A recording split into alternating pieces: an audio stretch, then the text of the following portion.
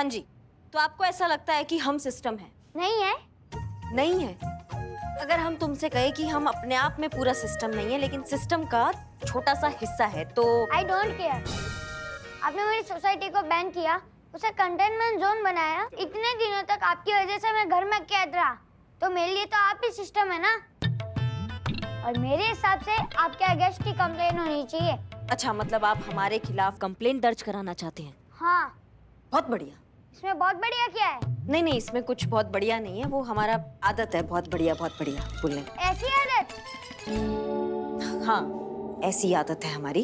तो ठीक है, हम एक बार और आपको लास्ट टाइम समझाने का ट्राई करते हैं। समझ गए तो ठीक है, वरना कुछ नहीं समझना है मुझे। जिसे देखो बस बच्चा समझ के समझाने ही लगा है। ये समझाना चाहती है ना कि हम बच्चों के साथ जो भी हो रहा है हमें महामारी से बचाने के लिए हो रहा है। हम बच्चे हैं, छोटे हैं, ठीक से अपना ध्यान नहीं रख पाते हैं, इसलिए हमें बात नहीं निकलने दे रहे हैं ना। हाँ, यही बात है। तो बड़े कौन सा घर के बाहर अपना ख्याल रखते हैं, तो उन सब की लापरवाही का सारा ब्लेम हम बच्चों पर क्यों? बहुत बढ़िया। फिर से बहुत बढ़िया? नहीं मतलब देखो बेटा। कुछ नहीं देखना मुझे, आपके अगेंस्ट कंप्लेंट दर्ज करवानी है, बात खत्म। अच्छा ठीक है, मान लो अगर हमारे खिलाफ कंप्लेंट दर्ज हो जाता है तो क्या आप उसके बाद घर जाएंगे? हाँ। वादा? वादा। ठीक है फिर पुष्पा जी, ठीक है, हमारे खिलाफ आप रिपोर्ट दर्ज कीजिए। नहीं, हम आपसे ही कह रहे हैं पुष्पा जी, क्या हो गया, कसमसा काहे रही हैं आप? देखिए, झूठी रिपोर्ट तो हम लिखेंगे नहीं, और अगर सच्ची रिपोर्ट दर्ज हो गई तो मामला रिकॉर्ड में चला जाएगा। अब आप अच्छे से जानती है फिर क्या होगा, सब कानूनन हो जाएगा। हाँ, हम जानते हैं, आप लिखिए।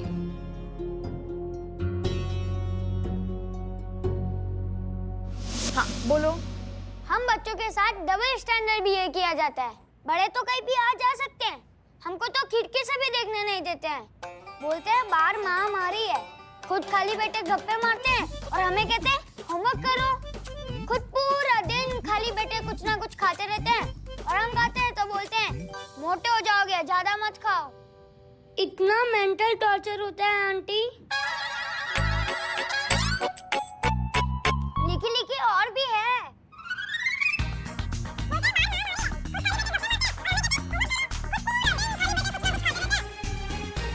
बस हो गया।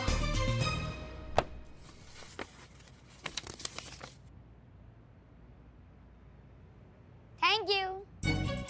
हो गया, कंप्लेंट दर्ज कर लिया, शांति मिल गया। चलिए अब आपके घर जाने का बंदोबस्त करते हैं। रुकिए रुकिए, इतनी जल्दी भी क्या है? कंप्लेन तो हो गई, आगे की कार्रवाई कौन करेगा? इन्हें अरेस्ट कौन करेगा? हाँ? का? अरेस्ट? हमें? बच्चा हूँ, बेवकूफ नहीं। क्या लगा कंप्लेन करके टरका देंगे? कंप्लेन हुई है, अब जल्दी से इन्हें गिरफ्तार करो और लॉकअप में डालो, नहीं तो मैं घर नहीं जाऊंगा और सब पर केस कर दूंगा। Madam sir. हाँ ठीक है, कीजिए हमें गिरफ्तार। करिश्मा सिंह? नहीं मैडम सर, हमसे बहुत बड़ा गुनाह हो गया है, हमने गलती की है ना, तो हमको तो यहाँ लॉकअप में होना चाहिए। पुष्पा जी, लॉकअप में डालिए हमें। मैडम सर चलिए।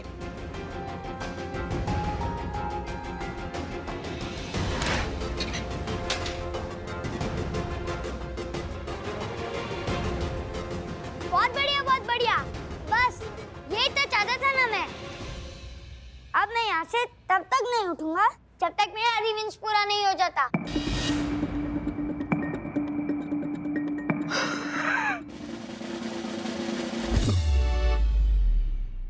जितने दिन इन्होंने मेरी सोसाइटी बैन की, जितने दिन मैं घर रहा, अब उतने ही दिन तक ये इस लॉकअप में बंद रहेगी। तभी इनको हम बच्चों की तकलीफ का एहसास होगा। अगर किसी ने भी इन्हें बाहर निकलने की कोशिश की तो वो इलीगल होगा। मेरे पास कंप्लेन की कॉपी है। वाह वाह, क्या बात है, मतलब क्या इंटेलिजेंट बच्चा है। मतलब ऐसा थोड़ी होता है। देखो आरव बेटा, बात समझो। हमने तुम्हारे कहने पर कंप्लेंट भी लिखवा दी, इनको अंदर जेल में भी भिजवा दिया। अब तो तुम घर।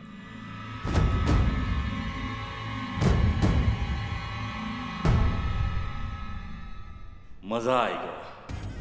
बहुत उड़ती थी ना करिश्मा सिंह, अब ये बच्चा मदद करेगा हमारी इसकी अकड़ ठिकाने लगाने में।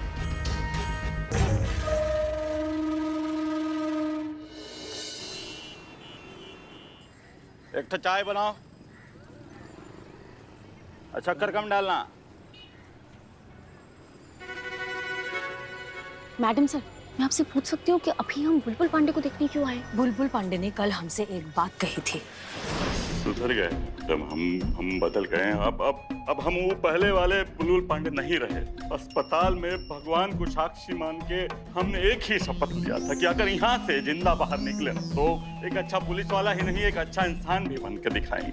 प्लीज मैडम सर, इस पापी को क्षमादान प्राप्त करो और प्रायश्चित करने का एक अवसर दे। तो अब हमें ये तो पता लगाना होगा ना कि उसकी बात में कितनी सच्चाई है। मैडम सर, तजुर्बा कहता है मेरा, बिच्छू कभी भी डंक मारना नहीं छोड़ता, मौके का वेट करता है, मौका मिलते ही वो डंक मारेगा। शांत हो जी, आप सुबह में सिंघाड़ा खाए थे ना? ये क्या सिंगाड़ा? हाँ, बिना सिंगाड़ा खाए मैं क्या समझदारी की बात नहीं कर सकती? हमेशा सिंगाड़ा करता रहता है। चुप रहोगी तुम दोनों। मैडम सर, ये जीता। मैडम सर, हम हैं हम। जाओ तुम दोनों वापस जाओ। नहीं संतू जी। डिपार्टमेंट ने बुलबुल पांडे को यहाँ ट्रांसफर करके भेजा है, इसलिए जब तक आगे का आदेश नहीं आता हमें उसे झेलना ही होगा। इसलिए ये तो पता लगा ले कि उसके मंसूबे क्या हैं।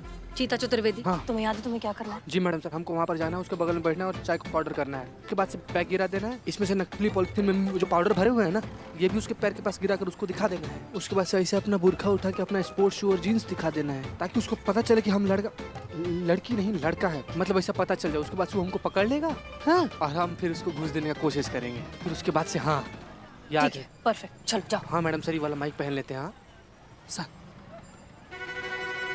All the best. अरे तो सत्तू का सब्जी बना दो, तो हर भाई को बहुत पसंद है।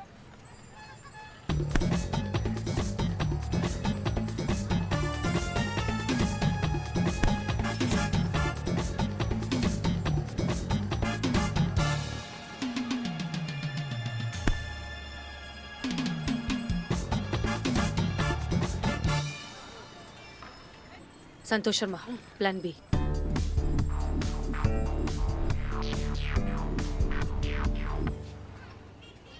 सर क्या कर रहे हैं आप? सर, आपके सामने एक संगीन अपराधी घूम रहा है और आपको पता भी नहीं है। संगीन अपराधी? थैंक यू चाचा। कहाँ पे? सर वहाँ पे देखिए, जो बुरखे वाली नहीं है, वो बुरखे के अंदर औरत नहीं आदमी है, आदमी।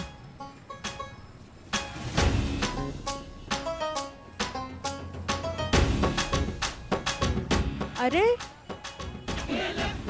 कैसा बेगरज बेहया बदतमीज आदमी है। तमीज नहीं है औरतों से बर्ताव करने का।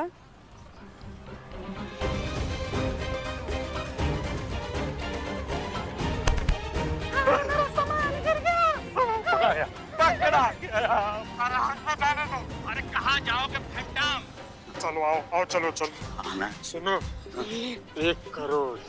अगर तुम हमको अभी छोड़ दोगे ना, तो हमको छोड़ने का कीमत तुमको 1 करोड़ कैश देंगे अभी। जस्ट 1 करोड़। हाँ अभी छोड़ दे हमको। बेटा तुम्हारा किस्मत बहुत खराब है, काहे कि अब हम वो पहले वाले बुलबुल पांडे नहीं ना रहे। पहले वाले बुलबुल पांडे होते ना तो 1 करोड़ का हम 500,000 में मान जाते। हाँ, लेकिन अब तो कुबेर का खजाना भी दोगे तो ये बुलबुल पांडे अपने फर्ज से गद्दारी नहीं करेंगे। छोड़ेंगे नहीं तुमको। बुलबुल पांडे रुक जाइए। मैडम सर आप? जी रुक जाइए, ये कोई क्रिमिनल नहीं है, ये हमारा कांस्टेबल है चीता चतुर्वेदी। देखिए दरअसल हमने ये सब एक छोटा सा नाटक किया था आपकी ईमानदारी को परखने के लिए, और हमें बहुत खुशी है इस बात की कि आप इस इम्तिहान में बहुत अच्छे से पास हुए हैं। बुलबुल पांडे, उम्मीद करते हैं कि ये डेडिकेशन और ईमानदारी आप आगे भी बनाए रखेंगे। मैडम विश्वास कीजिए, हम आपको नाउम्मीद नहीं करेंगे। वेलकम टू महिला पुलिस थाना।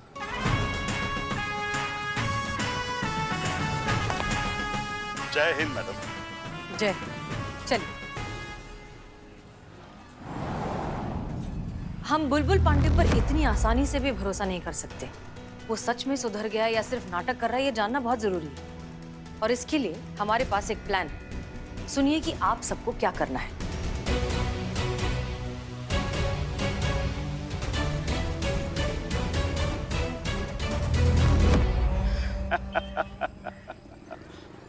पहला पड़ाव पार हो गया। अब दूसरा पड़ाव है आपका पूरा विश्वास जीतना मैडम हसीना मलिक, क्योंकि आगे जितना भी वार करना है आपके कंधे पे बंदूक रख के करना है। बहुत मजा आने वाला है।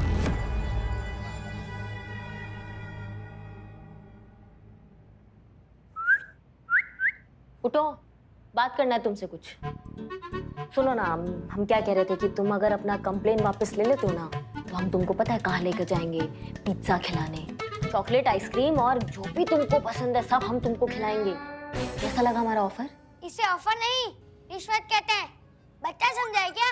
एक केस और लगा दूंगा रेप करने के लिए। मैं ये केस वापस नहीं लूंगा, ताकि सिस्टम को भी तो पता चलना चाहिए कि पिंजरे में बंद रहना कैसा लगता है। अम्मा, sleeping time Aarav, sleeping time Aarav.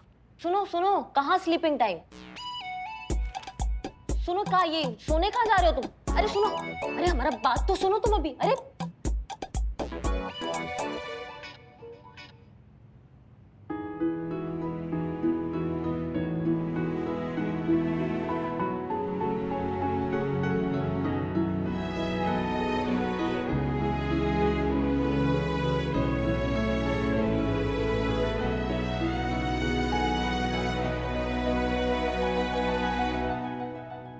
कैसा जिद्दी बच्चा है, यही फर्श पर सो गया। कैसे कोई समझाएगा इसे? देखिए, आपके लिए टिफिन लाए हैं, खा लीजिएगा। कैसे खाएं? चाबी कहाँ गई? बुलबुल ले गया। क्या? हमारे थाने के लॉकअप की चाबी बुलबुल पांडे क्यों लेके गए? जरूर हमें परेशान करने के लिए। कोई बात नहीं, आप खा लीजिए। ये ले। अरे पुष्पा जी, एक जैसा ही है ना सब? हाँ, कुछ तो अलग करते। ठीक है, कोई बात नहीं, हम आपको खिलाते हैं। आपको लाल मूंग की खिचड़ी बहुत अच्छी लगती है ना, तो आपके लिए बना के लेके आए। धन्यवाद।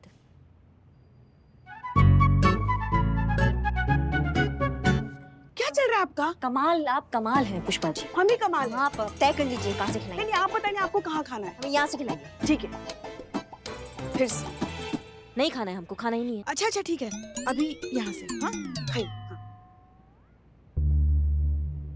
अच्छी लगी? आपने मिर्ची जानबूझ के ज्यादा डाला है ना? पता था आपको ये तीखा अच्छा लगता है, इसलिए बनाया आपने। पड़ गए ना लेने के देने। हाँ, बच्चों को समझाएंगे, खाक समझाएंगे ऐसे। बच्चे ऐसे होते हैं ना कि एक बार कोई भी जिद पकड़ लेते हैं तो किसी की नहीं सुनते। अब हमारे लल्ला को ही देखो ना, जिद पकड़ के बैठा था, आप ही से शादी करूंगा, आप ही से शादी करूंगा। और मतलब हमारे कहने का मतलब है बच्चे बहुत प्यारे होते हैं। देखो तो, ये भी तो बच्चा कितना प्यारा है। बस मैडम सर जल्दी से आ जाए, इसको समझा बुझा के उसके घर।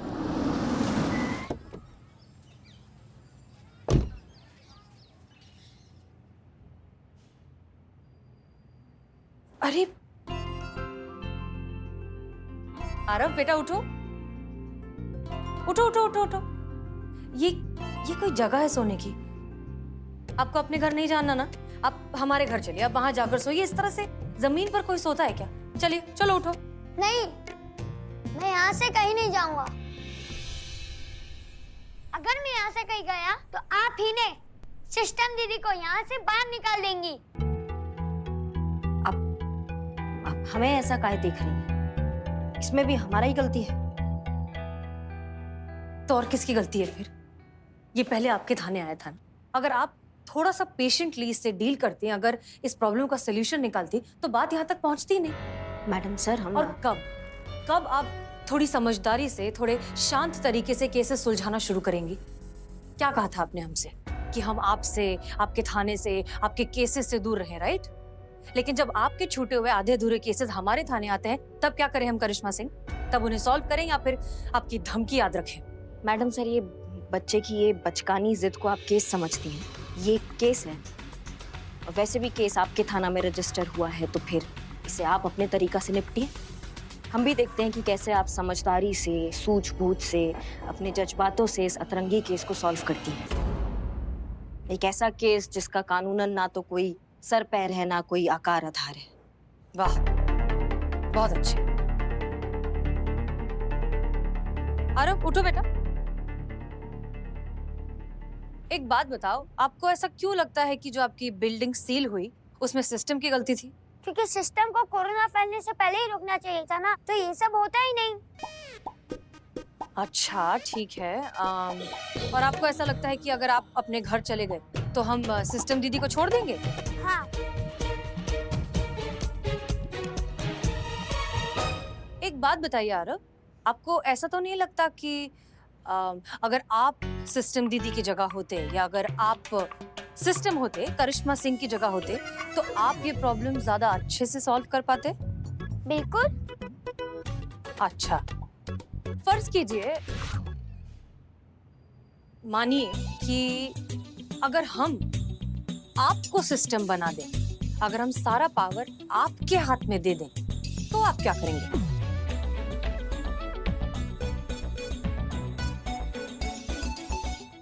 तो मैं सारी प्रॉब्लम सॉल्व कर दूंगा। तो ठीक है, फिर तय रहा।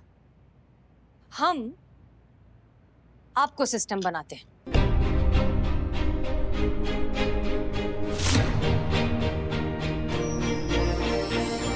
आज से अब आप यहाँ के थाना इंचार्ज हैं, आप हम सबके सीनियर हैं और हम सब आपके ऑर्डर्स फॉलो करेंगे। अब आप जैसा कहेंगे वैसा ही होगा। प्लीज प्लीज हमें सिखाइए कि सिस्टम को कैसे चलाया जाता है। मैडम सर, लेकिन पुष्पा जी, हमने जैसा कहा है अब वैसा ही होगा। आज से ये आपके सीनियर हैं, आप सब इनके ऑर्डर्स फॉलो करेंगे। जी मैडम सर। तो फिर बताएं कि ये हमारे सीनियर हैं। बिल्कुल। जय हिंद सर। सच में? मुझ में। फाइन। फिलहाल अभी मैं घर जा रहा हूँ और मेरे पीछे किसी ने भी सिस्टम दीदी को बाहर निकाला तो उसे सस्पेंड किया जाएगा। कल मॉर्निंग में मिलते हैं, एक इम्पोर्टेंट मीटिंग करनी है। It's an order, got it? बिल्कुल सर, समझ गए। ओके, ये अपनी कैप रखिए, मैं कल सुबह पहनूंगा। Okay sir.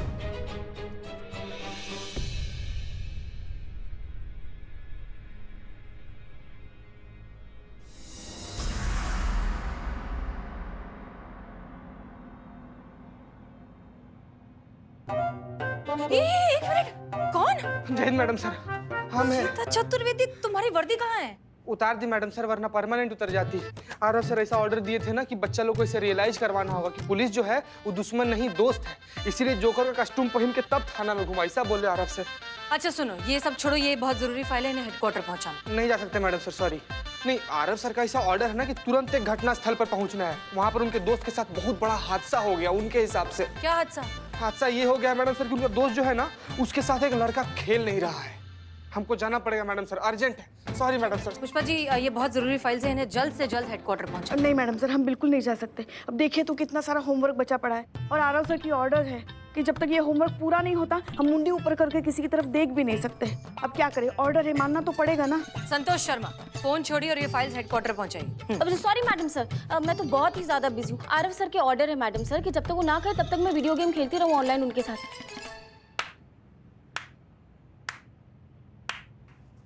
वाह, मतलब हमारा थाना अब थाना नहीं रहा, बाल उद्यान बन गया है। हमारा देखो ना, यहाँ पे पार्क बन गया है, सब खेल रहे हैं यहाँ पे। आप तो बहुत उपहास उड़ा रहे थे ना हमारे अति आत्मविश्वास का। इत्मीनान रखिए करिश्मा सिंह, क्योंकि ये सिर्फ शुरुआत है। हम कभी दिन में दिए नहीं जलाते। आपने कोशिश करके देख लिया, अब हमारी बारी। देखते हैं आगे क्या होता है। दिखाई तो सब दे रहा है मैडम सर हमें, और समझ में भी आ रहा है। आपने आरव को यहाँ का सीनियर बना दिया ताकि वो अपना मनमानी कर सके और हमको सबसे ज्यादा परेशान कर सके। आप अपना पर्सनल भड़ास निकाल रही हैं मैडम सर। हद है आप भी, हाँ? जो मुंह में आता है बोल देती हैं आप। कुछ पता भी होता है आपको? रहने दीजिए पुष्पा जी। नहीं नहीं मैडम साहब, बहुत होमवर्क बचा है अभी। हमारा मतलब है रहने दीजिए।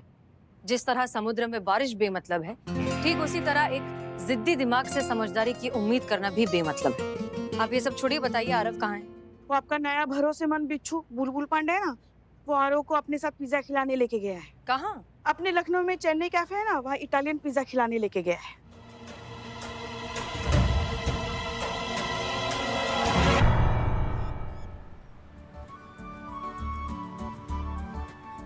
कैसा लगा सर? टेस्टी। अरे इसीलिए तो आपको यहाँ लाए हैं। आप कुछ कह रहे थे?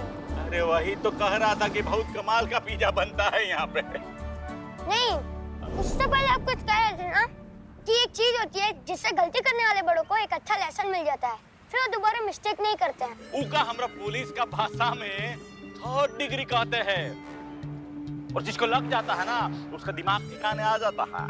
क्या लगता है सेशन दीदी को भी देनी चाहिए 3rd डिग्री? हाँ हाँ बिल्कुल, जैसा करनी वैसा भरनी। पकड़े गए बुलबुल पांडे।